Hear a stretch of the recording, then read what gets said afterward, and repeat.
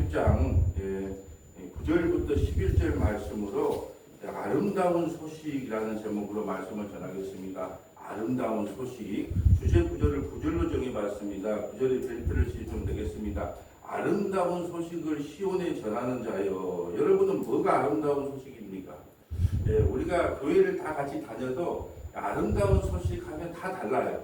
병든 사람에게는 병이 치료되는 게 아름다운 소식일 것이고, 또 돈이 없는 사람들은 뭘 해도 돈이 생기면 그게 아름다운 소식일 것이고, 또 우리처럼 개척을 많이 해도 잘 교회가 부흥이 안 된 사람들은, 목사님들은 부흥이 많이 되면 그게 아름다운 소식일 거고, 이렇게 들릴 수 있다는 거죠. 근데 오늘 성경의 아름다운 소식은 하나밖에 없어요. 아름다운 소식이 뭐냐 하면, 다시 한번 읽어볼까요? 아름다운 소식을 시온에 전하는 자여, 너는 높은 산에 오르라. 아름다운 소식을 예루살렘에 전하는 자여, 너는 힘써 소리를 높이라. 두려워하지 말고 소리를 높여 유다의 성읍들에게 이르기를 너희의 하나님을 보라 하라. 하나님을 보라가 아름다운 소식이에요. 그 하나님이 누구예요? 예수님이죠. 예수님을 보라가 아름다운 소식이거든요. 이게 교회에 와서 누구를 보라? 목사를 보라? 보지 마라. 교회를 보라? 보지 마라. 누구를 봐라? 예수님을 봐라. 이게 아름다운 소식인 거예요. 그러려고 교회가 세워지는 거죠. 이사야 40장은 우리 계속 지금 하고 있지만, 원래 이 바벨론 포로에서 너희를 구원할 것이라는 것을 예언적으로 설명하는 거예요. 바벨론이라고 하는 곳에서 너희를 70만의 포로에서 반드시 구원시켜 줄 것이다. 그게 이사야 선지자야 하나님의 백성들을 위로하라는 내용이 이사야 40장의 내용이거든요. 그럼 바벨론에서 포로에서 돌아온 거하고 우리하고 무슨 상관이 있을까요? 이 바벨론은 뭘 상징하냐 하면 죄와 사망을 상징한다는 거예요. 우리는 원래 세상에 태어나면 누구의 후손으로 태어나냐면 아담의 후손으로 태어나는 거예요. 그걸 원죄를 안고 태어난다는 거예요. 그런데 우리가 어느 순간 회개하고 예수 믿는 순간에 그 죄가 누구에게로 전가되냐? 예수님께로 전가가 되는 거예요. 그걸 이중 전가라고 합니다. 우리가 태어나서는 누구로부터 죄를 받는다? 아담으로부터 죄를 전가받는 거예요. 이거 일중 전가예요. 원죄를 받아요. 근데 어느 순간에 우리가 회개하고 예수 믿으면 누구에게 죄가 전가되냐? 예수님께 그 죄가 전가되는 거예요. 예수 믿는다고 죄를 안 짓는 게 아니에요. 예수 믿는다고 막 욕심이 다 사라지고 막 마음이 편안해지고 다 양보하고 그런 못 삽니다. 우리 인간은 죄 때문에. 그런데 왜 우리는 구원을 받냐? 우리 통장에 있는 죄의 통장을 누구에게 전가시키냐? 예수님께 전가시키는 거예요. 근데 예수 안 믿는 사람은 그 죄를 그냥 인연이 품고 있다가 그냥 그 죄 가운데 죽는 거예요. 이게 우리에게다 뭐가 아름다운 소식이냐? 누군가가 내 죄를 대신 짊어질 사람이 있다. 그러니까 나는 죄에서부터 해방을 받았다. 이게 지금 아름다운 소식이에요. 근데 교회에 와서는 다 아름다운 소식이 뭐냐면 오직 예수 그리스도가 우리 아름다운 소식이지요. 이렇게 말을 해야 맞아요. 그런데 다 아름다운 소식을 말하다 그러면 자기의 소원이 이루어지거나 다시 자기의 뜻이 이루어지면 참 좋으신 예수님. 그리고 자기 뜻이 안 이루어지면 좀 나쁜 하나님. 왜 내 기도를 안 들어주냐? 여러분 하나님께서 꼭 우리의 기도를 다 들어줘야 됩니까?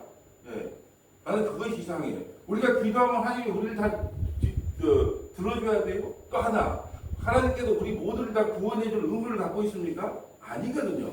하나님께서는 창세 때에 택한 자기 백성을 구원하기 위해 오셨다고 예수라는 이름 속에 나타나 있잖아요.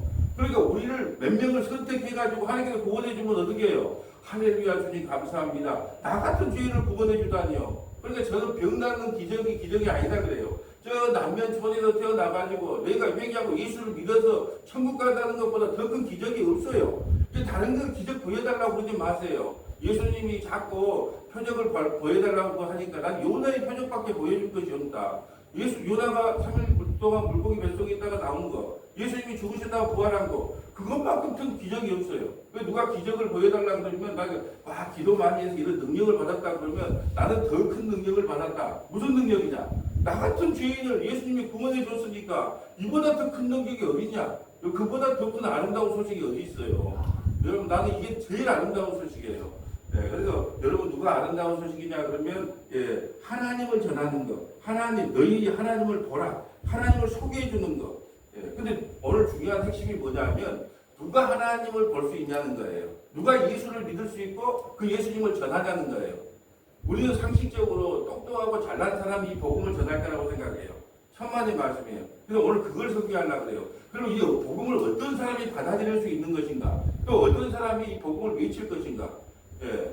아주 똑똑하고 유능한 사람이 아니에요. 예수님도 그래서 제자들을 부를 때 유능하고 똑똑한 사람을 부른 게 아니고 죄인 중에 죄인인 마태를 부른 거예요. 세리잖아요. 세리, 죄인 중에 누가 봐도 죄인이야. 그 사람을 불러서 자기 제자를 삼아요. 그리고 똑똑한 사람을 부른 것이 아니라 바다에서 물고기 잡고 있는 사람을 불러서 자기 제자를 삼아요. 그래서 예, 구약에 보면 누가 예수님을 하나님을 믿냐 하면 과부, 나그네 예, 이런 사람들이 묻어요. 제일 힘없고 나약한 사람들. 예, 신약으로 보면요. 세리, 창기, 죄인들이 예수님을 받아들여요. 그리고 바리새인들, 서기관들, 똑똑한 사람들은 예수를 부정한다니까요. 부정할 정도가 아니에요. 그래서 어제 제가 방송국에서 할 때 우리가 종교개혁을 이렇게 종교개혁자 이걸 마틴 루터라고 보는 건 잘못됐다. 예수님이 종교개혁자다. 왜? 예수님이 이 땅에 오실 때 예루살렘에 가서 성전에 들어가 보니까 비둘기 팔고 양을 팔고 소를 팔더라는 거예요. 도대체 이 기도하는 집에서 기도하는 집에서 말씀을 선포할 때 곳에서 장사의 소굴이 되기 때문에 그걸 뒤집어 엎잖아요. 이게 최초의 종교개혁자는 누구냐? 예수님이에요. 예수님. 예수님이 너무 독단적이야. 원래 보면 복음은 독단적이거든요. 협상이 없어요. 예, 바리새인들 너희도 좀 잘했는데 이것만 좀 고쳐주면 안 되겠니? 그렇게 말한 적이 없다니까요. 바로 이 독사의 새끼들아 그랬단 말이에요. 그 세리와 창기들은요. 예, 보듬어줬어요. 그래서 저는 이 성전 정화 작업을 할 때 뭐가 좀 감동을 받았냐 하면 양과 소는 막 쫓아냈거든요. 근데 비둘기는 잡아다가 가난한 사람에게 돌려줬다니까요. 예수님이 이 가난한 사람들을 그렇게 위하고 계시더라고요. 자, 10절 볼까요? 10절 봅니다. 보라, 주 여호와께서 장차 강한 자로 임하실 것이요 신이 그의 팔로 다스릴 것이라. 보라, 상급이 그에게 있고 부흥이 그의 앞에 있으리라. 하나님께서 예수님이 이 땅에 오시면 강한 자로 임한대요. 강하니까 자기 백성을 구원하죠. 죄와 사망에서 마귀에서부터 우리를 어떻게 구원합니까? 강한 자기 때문에. 근데 우리가 생각하는 강함이 아니에요. 우리는요 두 가지의 예수님 메시아를 기다려요. 어떤 메시아냐? 성경을 문자적으로 보는 메시아. 예, 다윗처럼 휘둘리는 메시아. 그래서 이 땅에 와서 로마 시민지하에 있는 우리를 해방시켜줄 메시아를 구했다는 말이죠. 대부분이 그런 메시아를 구했어요. 그런데 그분들은 그 예수를 받아들일 수가 없는 거예요. 왜? 십자가에 죽었다는 예수를 누가 받아들이겠냐는 거예요. 근데 어떤 분들은 메시아를 기다리는데 어떻게 기다리냐? 정말로 나약하고 연약한 자를 들어서 하나님께서 구원시켜줄 그런 메시아를 구해줬단 말이죠. 예수님이 이 땅에 오실 때 가장 먼저 환영한 사람이 누군 줄 아세요? 목자들이에요, 목자들. 예, 목자가 가장 예수님, 여기 목자는요, 그 당시에 사람 취급을 안 했어요.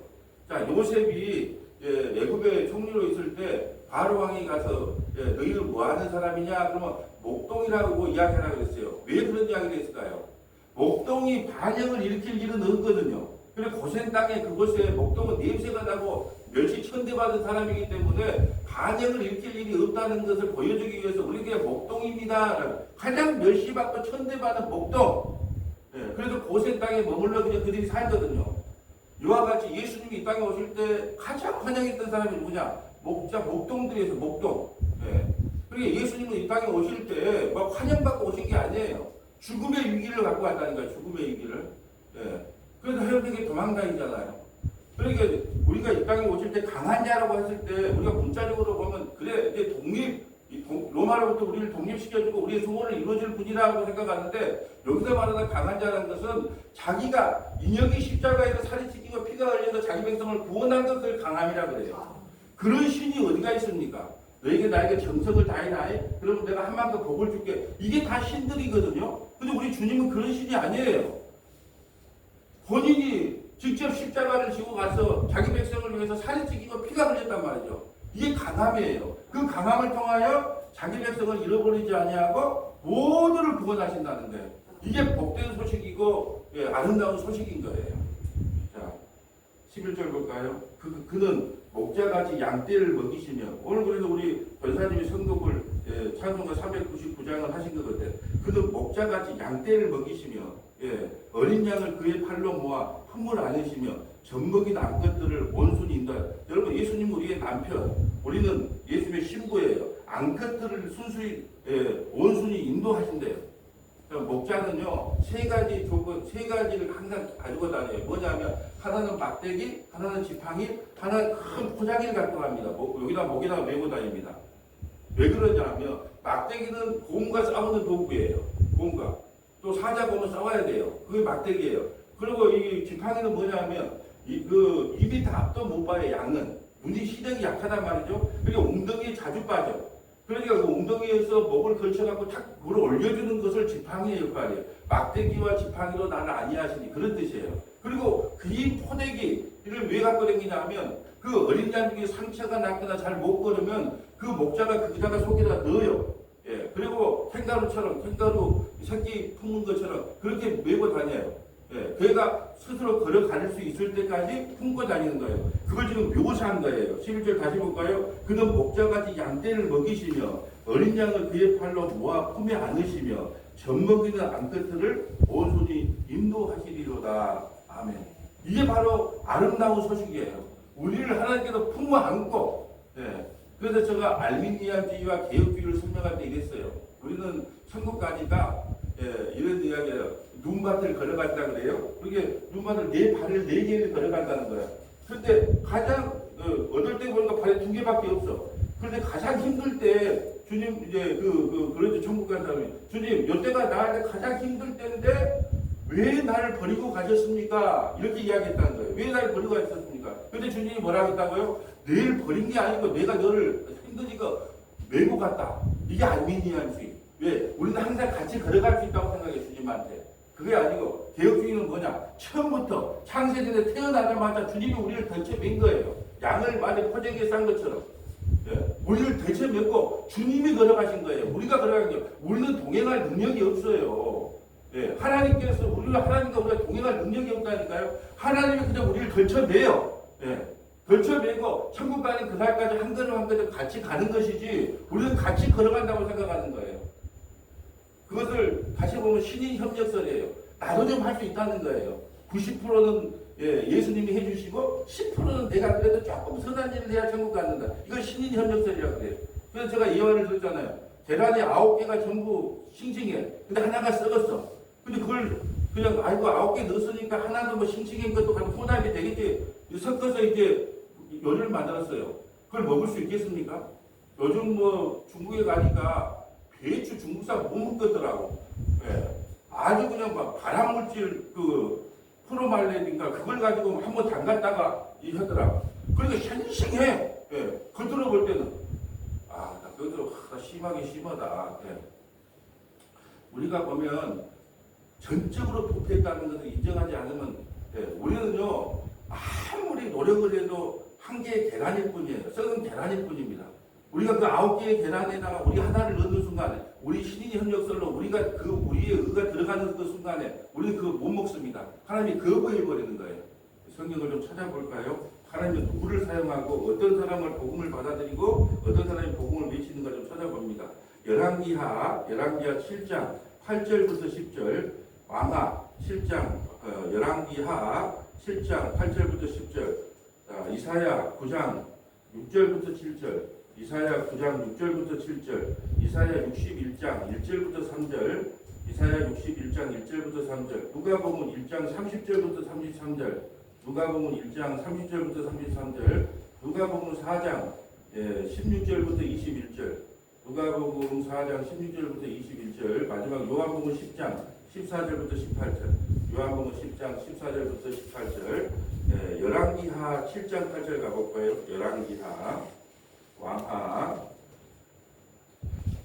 7장 8절 이제 이게 배경을 좀 설명할게요. 왕하 7장 8장은 7장 8절은 무슨 내용이냐 그러면은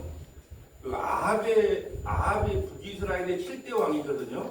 그 아들이 여호람이에요. 8대 왕인데 엘리사 시대 때예요. 근데 너무 흉년이 들었단 말이죠. 왜 흉년이 든 게 아니고 아람 군대가 쳐들어와서 사마리아 성을 3년이나 포위하고 있어요. 그리고 3년 동안 성을 포위하니까 먹을 게 없는 거야. 먹을 게 없으니까 왜 자식을 삶아 먹는다니까요. 그래서 오늘은 네 자식 삶아 먹고 내일은 내 자식 삶아 먹자. 근데 자기 자식 내놔야 되는데 안 내놔. 이런 시대예요. 그런데 다 굶어 죽게 생겼어요. 그런데 문둥병자 4명이 있어요. 문둥병자 4명은 성 안에서 못 사니까 밖에 살아요. 근데 성에서 그래도 가끔 뭐라도 던져주니까 먹고 살다가 이제 어차피 성에서 성 안에 있는 사람도 다 굶어 죽게 생겼단 말이죠. 2판 4판이다. 이제 아랍에 가서 투항해가지고 먹을 걸 주면 주고 뭐 아니면 죽자 하고 이제 그 문둥병자 4명이 그 아랍 군대 진치고 있는 데로 가는 거예요. 근데 하나님께서 4명의 그 군대 소리를 마치 애굽에서 지원병이 온 것처럼 그 소리를 듣게 만든 거예요. 와, 애굽에서 이제 지원병이 왔는가 보다. 그 4명이 가는데 그 소리를 하나님께 듣게 했다니까요. 그러니까 걸음만 내살려라 그러면서 모든 텐트, 뭐 무기, 예, 음식 다 나눠 도망을 갔어요. 그런데 이제 4명이 이게 웬 떡이냐 그러고 먹을 만큼 이렇게 잘 먹고, 예, 모든 재물도 다 모아놨는데 가만 생각하니까 성 안에 우리 백성들은 굶어 죽게 생겼어. 그러니까 뭐라냐? 내가 만약에 이 소식을 전하지 않는다면 하나님께 나에게 벌을 줄 것이다. 그래서 그 백성들에게 전해로 가요. 백성들이 들을 건데 혹시 우리를 유인 전략하는 게 아니냐? 그리고 사마리아 성에 있는 말이 5마리밖에 없거든요. 나만 5만 묶고 5마리에 먼저 보내봐요. 한번 적군대 한번 갔다 와라. 가서 보니까 전부 다 펄고 도망갔거든요. 네. 그래서 그 모든 문제들이 해결돼요. 오늘 여기서 말하고자 하는 핵심이 뭐예요? 누가 좋은 소식을 전한다. 나병 환자가 좋은 소식을 전했다니까요. 나병 환자가. 여기 핵심은 그거예요. 누가 복음을 사마리아 성에 들고 갔냐? 예, 나병 환자가 그 소식을 알렸다니까요. 그래서 우리는 마태복음 5, 7장 산상수훈이라고 하잖아요. 모든 사람들 그걸 지키라 그래요. 아니요. 하나님께서 지키겠다고 하는 사람에게 지키지 말라고 마태복음 5, 7장을 줬다니까요. 형제를 미워만 해도 살인이다. 여자를 보고 음흉을 간입니다. 누가 지킬 겁니까 그걸? 못 지키려고 지키지 말라고 너희 지킬 수 없다는 거예요. 그래서 8장에 산상수훈 내려오자마자 문둥병이 나오잖아요. 문둥병자가 뭐라고요? 예수님 날 불쌍히 여기세요. 그래서 너는 전적으로 죄인인 걸 아는구나. 5, 6, 7장을 한 구절도 못 지키는 죄인인 걸 아는구나. 너는 머리부터 발끝까지 부정해. 근데 예수님 그걸 구원시켜주는 거예요. 못 지킨다 그래야 구원을 받아요. 나는 머리부터 발끝까지 전적으로 문둥병자입니다. 그래서 레이기에 보면 나병 환자 진단을 할 때 일부만 나병이 들면 부정하다 그래요. 근데 머리부터 발끝까지 전부 나병이 들면은 정하다 그래요. 이게 무슨 뜻인가요? 하나님, 나는 머리부터 발끝까지 내 상한 것이라는 건 아무것도 없어요. 눈만 뜨면 거짓말, 눈만 뜨면 나밖에 모르는 인간이에요. 그럼 너는 의로운 사람이야. 이게 오늘 핵심은 뭐냐? 나병 환자를 통하여 좋은 소식을 듣는다는 거예요. 나는 전적으로 부패한 사람입니다. 나는 아무것도 내 능력으로 할 수 없는 사람입니다. 이런 사람을 통하여 사마리아가 구원을 받는다는 소식이에요. 한번 읽어주세요.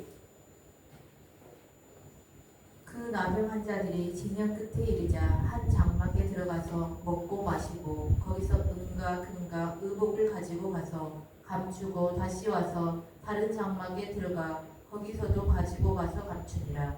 나병 환자들이 그 친구에게 서로 말하되 우리가 이렇게 해서는 아니 되겠도다. 오늘은 아름다운 소식이 있는 날이거늘 우리가 침묵하고 있도다. 만일 밝은 아침까지 기다리면 벌이 우리에게 미칠지니 이제 떠나 왕궁에 가서 알리자 하고.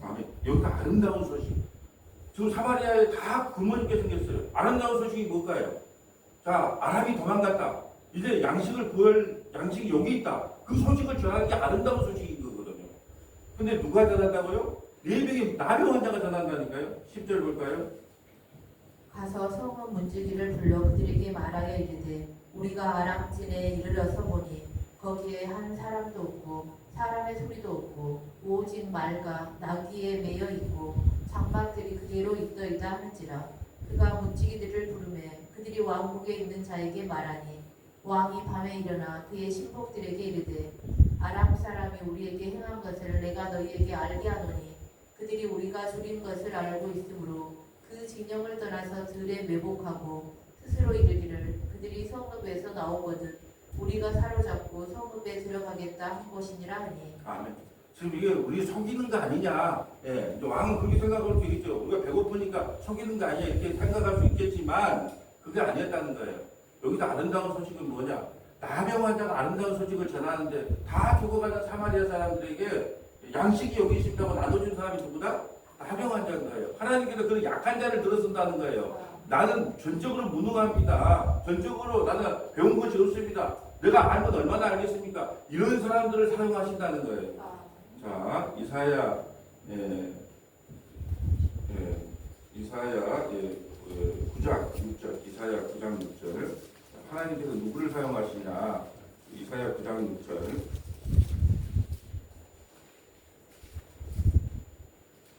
이는 한 아기가 우리에게 낳고 한 아들을 우리에게 주신 바 되었는데 그의 어깨에는 정사를 메었고 그의 이름은 기묘자라 모사라 전능하신 하나님이라 영존하시는 아버지라 평강의 왕이라 할 것이니라. 아멘. 예수님이 태어나기 전에 700년 전에 예언을 하는데 한 아이가 우리에게 나요. 아니 한 장군이 나는 게 아니다니까요. 그냥 연약한 한 아이, 성육신 한 아이, 그 목수의 아들, 그러니까 한 아이가 우리에게 낳는데 그 아들을 우리에게 주신 바 되었는데 그 어깨에는 정사를 메고 그 어깨는 기묘자라. 기묘한 일, 우리가 상상하지 못한 일로 자기 백성을 구원할 자라는 거예요.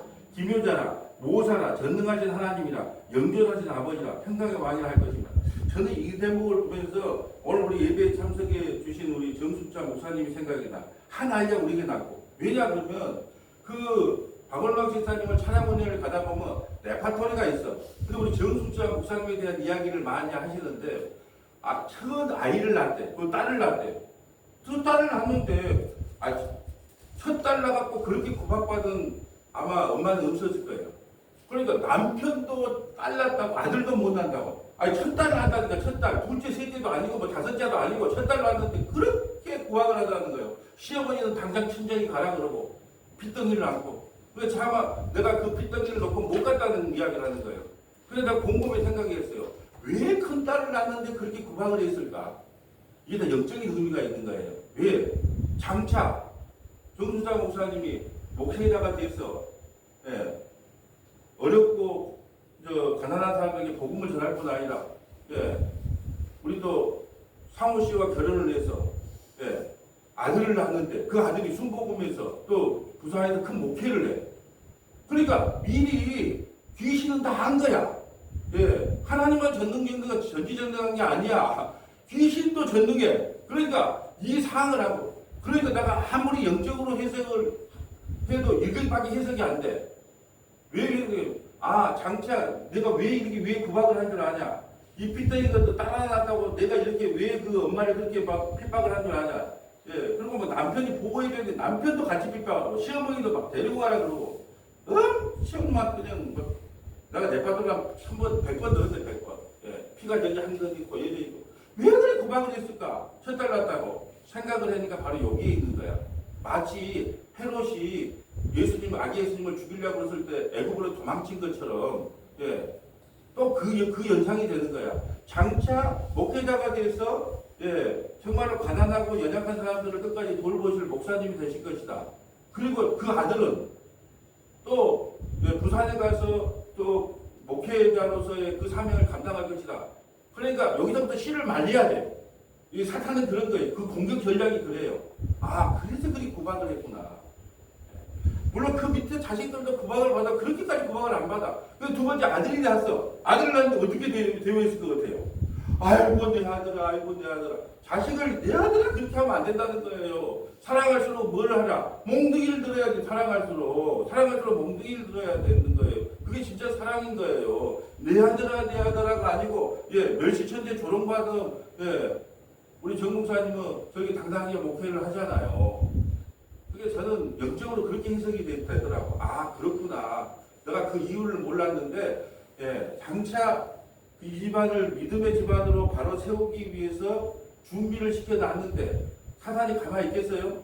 그러니까 나자마자 싹을 자르기 위해서 얼마나 구박을 했을까. 바로 그 구박의 원인이 돌아가서 안수지사님 그 아버지를 욕할 것도 아니고 그 시어머니를 욕할 것도 아니고 사단 마귀가 그 안에 들어가서 그걸 어떻게 하든지 막아보려고 이렇게 했어요. 근데 하나님이 세우고자 하는 것을 막을 수 있나요? 못 막는 거예요. 또 하나 차를 타고 오늘 오셨으니까 밭에서 일을 했나 봐. 그건 한 200분 들었네. 밭에서 일을 했는데 열사병이 온 거야. 그러니까 이제 밭에서 일을 온 게 이제 그렇게 그럼 뭐라고 밭에서 일하다가 죽어버리지 뭐라고 그냥 병원 다니면서 그걸 치료받는다 그래요. 이제 이 말을 이제 화가 나니까 한 거야. 근데 그걸 액면 문자 그대로 받아들인 거야. 그래서 내가 이제 그걸 계속 그 이야기 할 때마다 어떻게 설명하냐. 큰딸이 어머니가 밭에 나가서 열사병으로 쓰러져 돌아가시면 안 되니까 뜨거운 날 나가지 말라는 그 사랑하는 마음으로 그렇게 말하는 거다. 그렇게 아니래.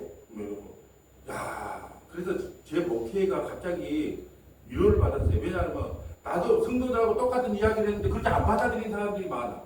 나는 그냥 있는 그대로를 이야기했어요. 그런 사랑하는 마음으로 이야기했는데 그걸 그냥 문자적으로 그냥 받아들여가지고 삐져갖고 나가버리는 사람도 많더라니까요. 그건 속마음을 좀 알면 좋은데. 예. 그래서 많이 풀렸어. 예. 만날 그 이야기 할 때마다 제가 그러거든요. 속마음을 알아라. 예. 큰딸이 엄마를 제일 사랑한다.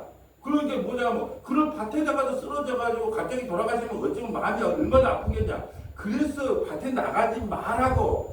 예. 그렇게 강력하게 이야기한 거다. 그 말을 마음, 그 사랑의 마음을 모르고 옷을 누가 사다 줬지요? 누가 보내줬어? 이거 누가 보내줬어? 우리 큰딸이 복사가 보내줬지. 보세요. 예. 이게 성도들하고 말하는 거 똑같더라. 잘 오해를 해요. 오해를 해. 뭔 말을 하면 있는 그대로 받아들이면 좋은데. 자, 우리 7절 한번 읽어볼까요?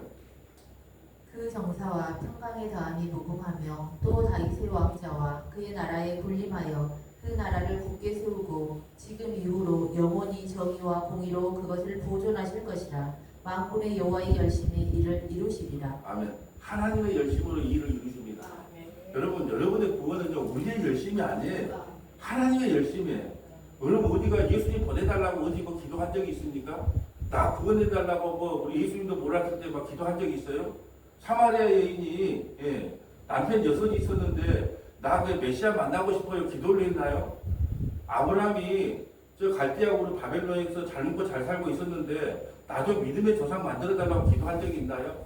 아니 노아가 나 방주 지어서 나만 우리 식구들한테 구원받게 해달라고 기도한 적이 있나요?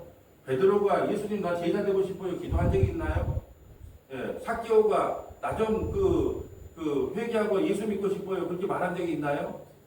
다 예수님이 찾아가셨어요. 예수님이. 이게 하나님의 열심인 거예요. 구원은 우리 손에 있는 게 아니에요. 여러분 구원, 믿음, 천국은 우리 단어가 아니에요. 하나님이 선물로 주는 단어예요. 왜 이 단어에 빠진다 그래요? 구원의 욕구가 너무 강해. 나만은 구원 받아야 되겠다. 형제 다 필요 없어. 나만은 구원. 여러분 구원을 마치 자기가 뭘 해서 구원을 받는다고 생각하기 때문에 그래요. 그걸 구원의 욕구라 그래요. 구원은 하나님의 전적인 선물. 성경에 구원은 하나님의 은혜예요. 믿음도 하나님의 은혜예요. 선물이요. 몇 번 기록되어 있어요. 성경이 그게 안 보인가 봐. 내가 구원받고 싶다고 구원받는 게 아니에요. 제가 한편 강도 소개했잖아요. 한편 강도 한 일이 뭐 있어요? 살인, 간음, 도둑질. 예수님이 뭐라 할까요? 너 회개하고 다시 돌아와. 그러면 내가 받아줄게 그러는가요? 아니요. 네가 오늘 함께 나와 함께 낙원에 있으리라. 죄용삼이에요. 죄용삼. 하나님께서 죄용삼, 하나님의 열심으로 구원을 받는다는 거 이제서는 안 되는 거예요. 우리 자꾸 우리의 열심을 하나님께서 막 체크를 한다고 생각하는 거예요. 야, 네가 그렇게 기도 많이 했어. 네가 그렇게 착한 일 많이 했어. 나가 적어놓게. 하나님 그래 안 해요. 우리의 의를 누더기처럼 생각하는 거예요. 그냥 내가 사역자로 구원을 받고 이렇게 하는 건 다 하나님의 은혜입니다. 나 같은 사람은 이렇게 쓰임받게 하다니요. 그렇게 나가는 것이지. 내가 이 정도 했으니까 나는 특별한 상급을 주세요. 그런 거 없어요. 우리의 구원은 우리의 행함과 노력이 아니에요. 하나님의 열심이에요. 열심. 그래서 예수님께서 지금 하나님 우편에 기도하고 계세요. 어떻게? 졸지도 않고 주무시지도 않고. 누구를 위해서? 우리 김병우 선생님이 교회 나온 지 얼마 안 됐는데 이 아침 예배에 나와서 믿음이 떨어지지 않도록 졸지도 않고 주무시지도 않고 기도하기 때문에 우리가 여기 온 거란 말이죠. 그리고 우리 믿음으로 이 아침에 막 온 거겠죠. 예. 그럼 우리에게 건강 줬기 때문에 나온 거 아니에요? 우리에게 믿음을 선물로 줬기 때문에 나온 거 아니에요? 시간과 여건을 줬기 때문에 나온 거 아니에요? 우리가 하나님께 물질을 왜 바칩니까? 하나님이 제가 아파 보면 직장도 못 다닐 텐데 하나님 나에게 건강 주셔서 감사합니다. 그 돈의 개념이 아니라 감사의 개념으로 하나님께서 나에게 건강도 주고 직장도 줬기 때문에 나에게 이런 물질이 나에게 들어올 수 있었습니다. 이것은 내 노력과 행함이 아니라 하나님의 전적인 은혜입니다. 라고 감사의 표시로 드리는 게 연보 아니에요. 예. 만약에 그런 마음이 없고 돈 없고 돈 묻기로 11조 하면 창고에 싹 보물이 차고 넘친다 그러니까 그리고 보통 11조 이야기하는 사람이 나한테 이야기한 게 뭐냐면 목사님 11조 안 내니까요 차가 타이어가 빵꾸가 나든지 무슨 앞 유리창이 하나 깨지든지 그래 돈이 더 나갑니다. 예. 그러니까 꼭 미안하겠습니다. 진짜 하나님을 귀찮은 하나님을 만들어 하나님이 11조 안 냈다고 창문 하나 깨버리고 타이어 빵꾸 하나 내고 뒤에 차고 그런 하나님이세요? 아니에요. 하나님 그런 하나님 아니라니까요. 예. 근데 우리도 꼭 그렇게 하면 그래 11조 그럼 왜 11조를 왜 내는 거예요? 내 돈이 더 나갈까봐 그 미리 방지하려고 내는 거잖아요. 여러분 다시 말씀드리지만 돈의 개념은 나는 이 돈보다 이 피 같은 돈보다 우리 주님을 더 사랑합니다 하는 신앙적 고백으로 내야지 이거 낼까 말까 그러면 절대 안 내야 돼요. 하나님 그런 돈 안 받습니다. 예. 하나님 나 같은 죄인을 구원해 주신 간격이 너무 커서 나도 하나님 앞에 또이라도 하나님 앞에 좀 경생을 드려야 돼 이런 마음으로 드리는 걸 기뻐봤지 낼까 말까 그런 걸 아예 내지 말아야 된다는 거예요. 그 감사가 없는데 그걸 왜 하냐는 거예요. 자, 그 다음 시편 61편 가까이 이사야 61장 1절 가볼까요? 이사야 61장. 지금 좋은 소식을 배우러 가는데 그 거리가 뭐네. 자, 61장 가볼까요? 1절부터 3절 쭉 한번 읽고 가볼게요. 주 여호와의 영이 내게 내리셨으니 이는 여호와께서 내게 기름을 부으사 가난한 자에게 아름다운 소식을 전하게 하려 하심이라. 나를 보내사 마음이 상한 자를 고치며 포로된 자에게 자유를 갇힌 자에게 노임을 선포하며. 아멘. 가난한 자에게 아름다운 소식을 전해. 가난한이 뭐예요? 돈이 없는 게 가난이에요? 아니에요. 나는 예수님 없으면 살 수 없습니다. 이게 가난이에요. 부자도 가난한 사람이 될 수 있고 가난한 사람도 부자가 될 수 있겠죠. 여기서 가난한 사람에게만 복음이 들린다는 것은 나는 내 의로 절대 구원에 이룰 수 없습니다. 내가 한 건 죄뿐입니다. 이게 가난한 사람이에요.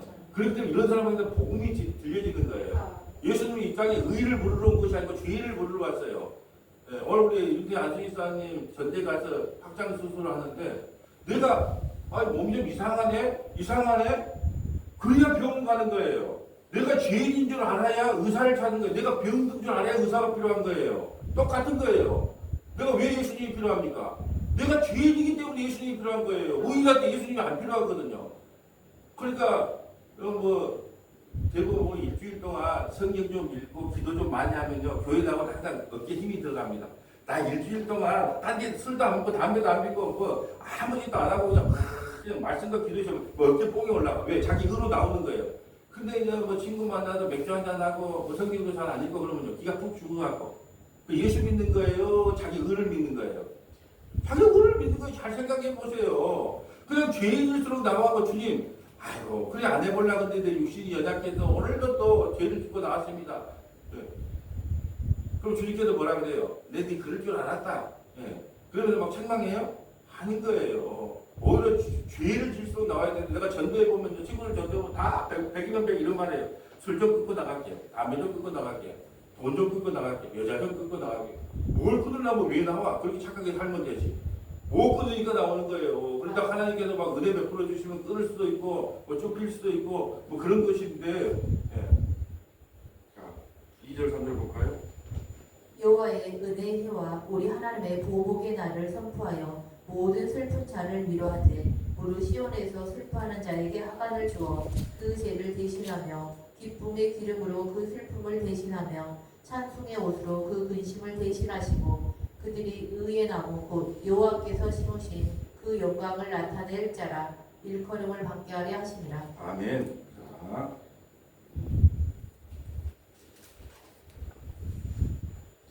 자, 누가복음 1장 30절 볼까요? 복된 소식을 전해러 오신 분을 만나러 갑니다. 누가복음 1장 30절. 누가복음 1장 30절. 자, 이제 복된 소식의 실체를 만나러 가겠습니다. 누가복음 1장 30절입니다.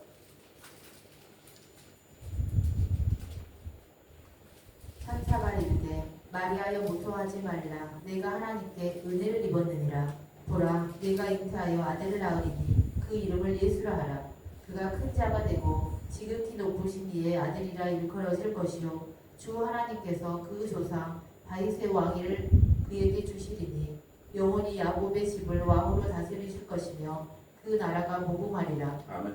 복된 소식이 오는 거예요. 700년 후에 이사야 선지자가 이어냈던 그 좋은 소식, 아름다운 소식이 마리아를 통해서 탄생할 것을 수태고지하고 있는 거죠. 누가복음 4장 16절 가볼까요? 너무 길어서 하고 4장 16절. 복된 소식이 뭐냐? 복음의 소식이 뭐냐? 4장 16절.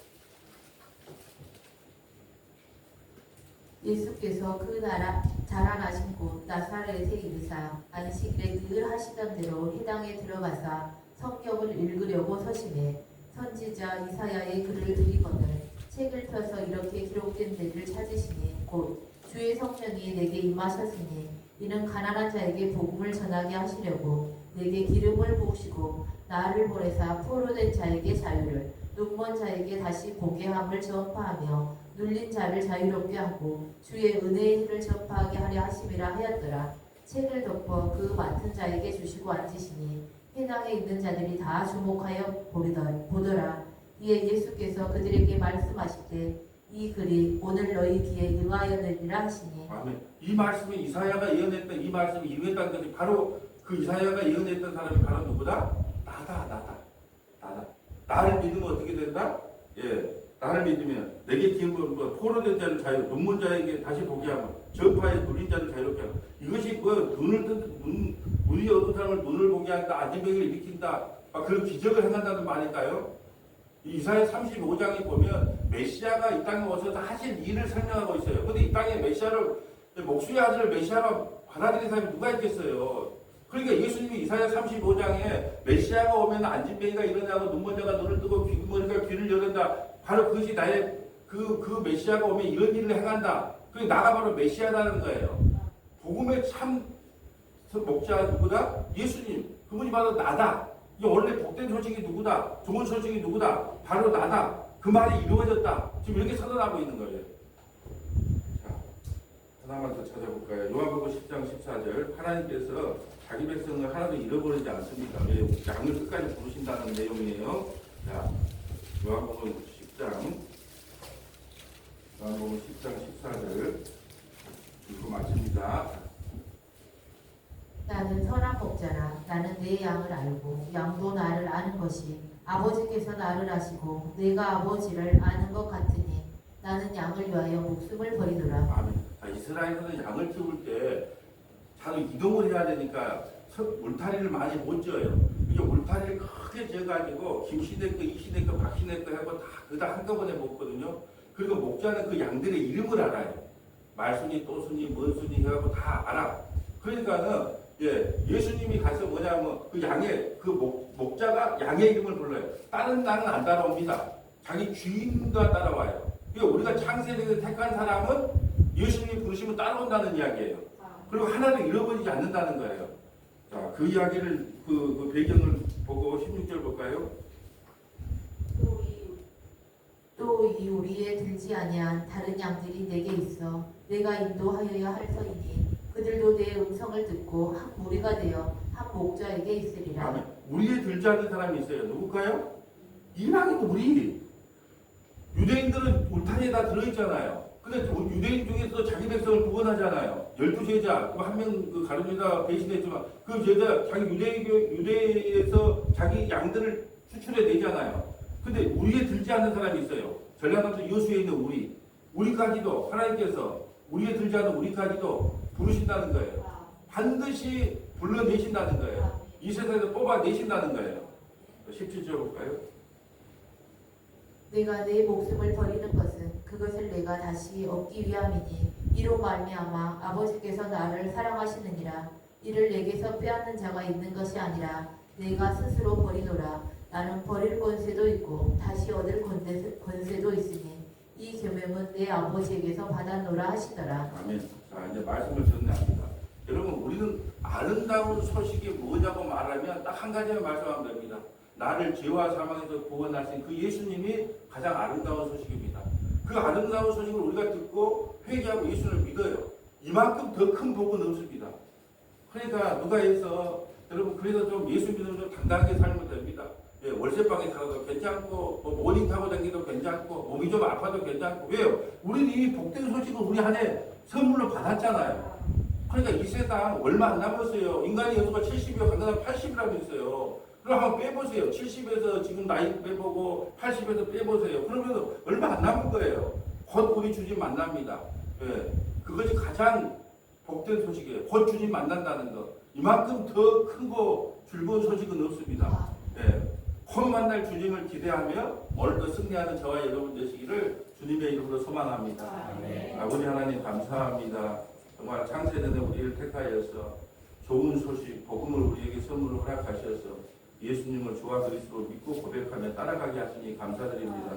아버지 하나님, 우리가 잘하나 모르나 흔들리지 않는 믿음을 아버지께서 날마다 선물로 허락하여 주셔서 정말 이 약한 세대에서 흔들리지 않도록 성령 하나님께서 끝까지 붙잡아 주실 줄 믿고 감사드립니다.